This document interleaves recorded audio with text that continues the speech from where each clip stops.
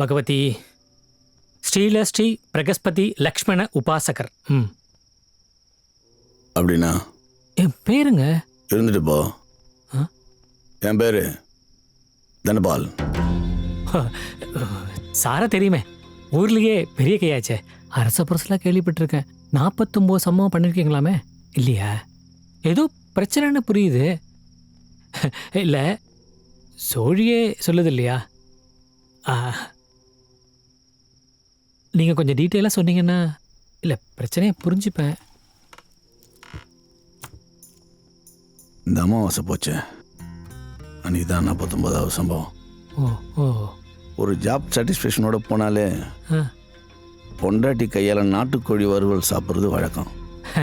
நல்ல விஷயம். என் பொண்டாட்டிக்கு கொஞ்ச நாளாகவே இந்த தொழில் பண்ணுறது பிடிக்கல. ஆமாம், இவர் பெரிய கிரிக்கெட் பிளேயரு. 50 போடுறான் 100 போடுறான்னு ஆடிக்கிட்டே இருக்காரு. ஒரு தொழிலை பிடிச்சின்னு ஒரு இடத்துல உக்காரியானா இன்னும் பொருளை தூக்கின்னு சுற்றிக்கினே இருக்கா. ஏய், பசியில் இருக்கிறேன், சும்மா நோயின்னு கறி வறுத்து எடுத்துனுவா. ஓ, இதில் அதிகாரம் வேறையா?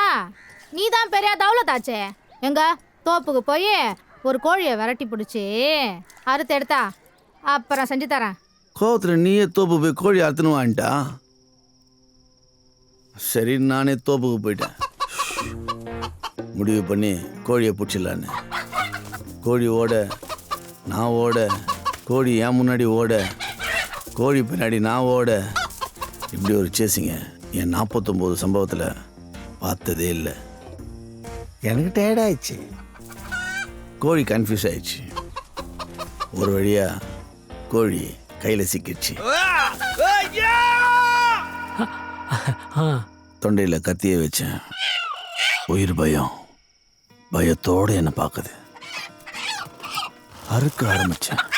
மெல்ல மெல்ல அப்படியே என் கைக்குள்ளேயே கையெல்லாம் ரத்தம் துடிச்சு செத்து போச்சு. அப்படியே தூக்கின்னு போய் சுத்தண்ணில் போட்டேன்.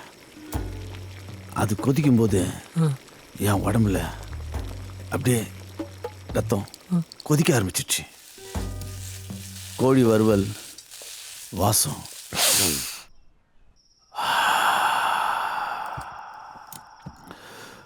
செம டேஸ்ட். ஆனா என்னால முடியல. ஏன்? ஒரு மாதிரியா குடையுது. ஒரு ஏதோ சொல்லுவாங்களே, பெஜராயிடுச்சு. சிக்கனே வேணான்னு பார்த்துட்டேன். திரும்பி பார்க்குறேன், என் பக்கத்தில் என் பொண்டாட்டி நைட்டு முழுக்க சிரிச்சினேங்கிறா. அது அமாவாசை இல்லையா? அப்படித்தான் இருக்கும். நாட்டுக்கோழி வறுவல் தானே சொன்னீங்க, அதை 4 நாள் கழிச்சு சாப்பிடலாமே. அது இல்லை மேட்ரு. என்ன? அடுத்த நாள் ஒரு சின்ன சம்பவம். கத்தி எடுக்கிறேன், அந்த கோழி அறுக்கும்போது ஒரு சத்தம் கேட்சேன். கோழி கதற சத்தம் கேட்டுக்கினே இருக்குது. அதோட பார்வை என் கண்ணு முன்னாடி வந்து போகுது. உடம்புலாம் ஆடுது, கையெல்லாம் நடுங்குது, வேர்க்குது. அப்போ 49 பேரை அசால்ட்டா கொண்ட உங்களால ஒரு கோழியை கொண்டதுக்கு அப்புறம் ஜெர்க்காகுது. 50 போட முடியல, அதான் இங்க வந்து நிக்கிறீங்க.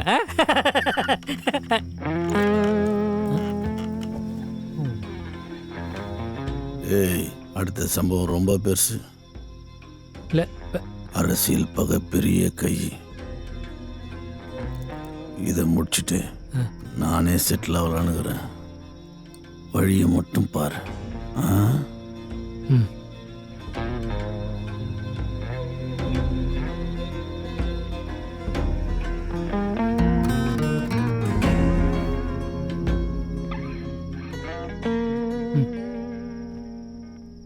கட்டன்லாம் கண்ணா பின்னான்னு இருக்கு. உங்க கூடவே இருந்து உங்க உப்பு தின்னவன் உங்களை கொடூரமா போட நினைக்கிறான்.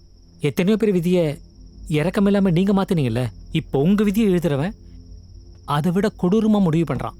ஏய், பரிகாரத்தை மட்டும் சொல்ல. இருந்தா நான் சொல்ல மாட்டேனா? உங்களுக்கு புராணத்தில் ஒன்று தெரியுமா? மார்க்கண்டேயர் சிவனை பிடிச்ச மாதிரி உங்களை படைச்சவனைய பிடிச்சி கேட்டாதான் உண்டு.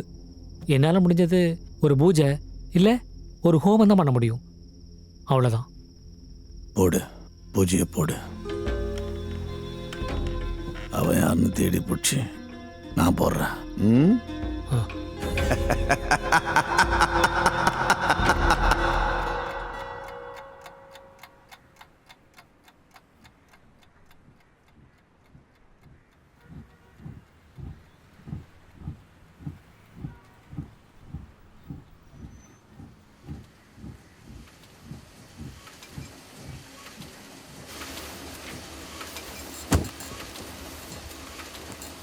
தொடர்கதையெல்லாம் இப்போ யார் படிக்கிறா வசன்?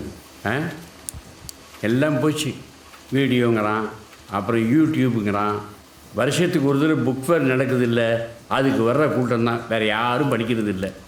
ஆமாம், என் மச்சனை போய் பார்க்க சொன்னேன், பார்த்தீங்களா?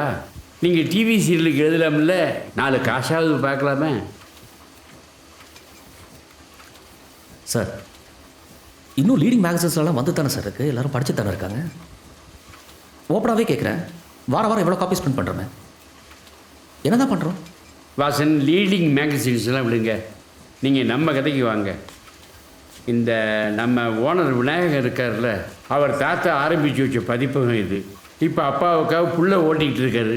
அப்பா போனதுக்கப்புறம் என்ன செய்வார்? அவ்வளோதான். நான் ஓப்பனாகவே சொல்கிறேன், அவர் ஒரு சூப்பர் மார்க்கெட்டை ஆரம்பிச்சிருக்காரு. அங்கே யார் என்ன பொருள் வாங்கினாலும் உடனே இலவசமாக ஒரு புத்தகத்தை கொடுத்துட்றாரு. நம்ம காய்கறி கடையில் கருவேப்பிலை கொத்தமல்லியெல்லாம் கொசுரை கொடுப்பாங்களே, அந்த மாதிரி. சார், இப்போ எனக்கு நிறைய பேர் கால் பண்ணுறாங்க சார், இமெயிலாக கூட வருது. எனக்கு வரலையே ஒரு இமெயிலும். படிச்சிருக்கலாம், யாராவது ரிட்டையர் ஆனவங்க படிச்சிருக்கலாம். யார் ஒத்துக்கிட்டாலும் சரி, ஒத்துக்காட்டாலும் சரி, அதை பற்றி என்ன கவலை இல்லை. I don't care. But one thing, this is a dying art. Yes. அப்படிலாம் அழிய விட மாட்டேன் சார். எழுத்தாளனும் ஒரு கடவுள் மாதிரி தானே. கண்ணதாஸ் சொன்னது தான், நான் நிரந்தரமானவன், அழிவதில்லை, எந்த நிலையிலும் எனக்கு மரணம் இல்லை. அது சரி, எந்த நிலையிலும் எனக்கு மரணம் இல்லை. பாட்டு என்னமோ நல்லா தான் இருக்கு.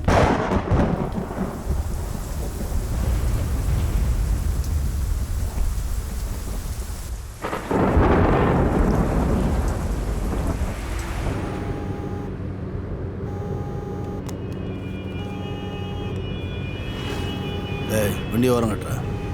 சரிண்ணா.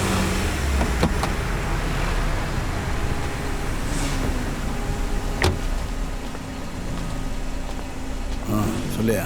ஆமாண்ணே, ரொம்ப நாள் ஸ்கெட்ச் போல யாரோ ஒரு ஆளை உங்கள் டீமில் இறக்கியிருக்காங்க. ஆமாண்டா, அண்ணன் ஏதோ திங்கிங்கில் இருக்காப்புல. இந்த 50 போட சொல்ல டொக்கு போடுவாங்களே, அந்த மாதிரி. அது பெரிய சம்பவம். நம்ம டாப்புன்னு காட்ட தேவையில்ல, ஏரியாவில் கெத்து காட்டாலே அண்ணன் ஹாப்பி ஆகிடுவா போல. அப்படியெல்லாம் விட்டுருவோமா? அண்ணன் 50 போடுவார், ஏரியாவே களை கட்டும். அத்தினி ஐட்டங்காரனுக்கு அல்ல விடும்பாரு. நிறைய பெருந்தலைகளுக்கு இந்த மாதிரி ஸ்கெட்ச் போட்டிருக்காங்கண்ணே. உங்கள் பேரும் என்கவுண்டர் லிஸ்ட்டில் இருக்கான், பார்த்துருந்துக்கங்கண்ணே. சரி, நான் பார்த்துக்கிறேன்.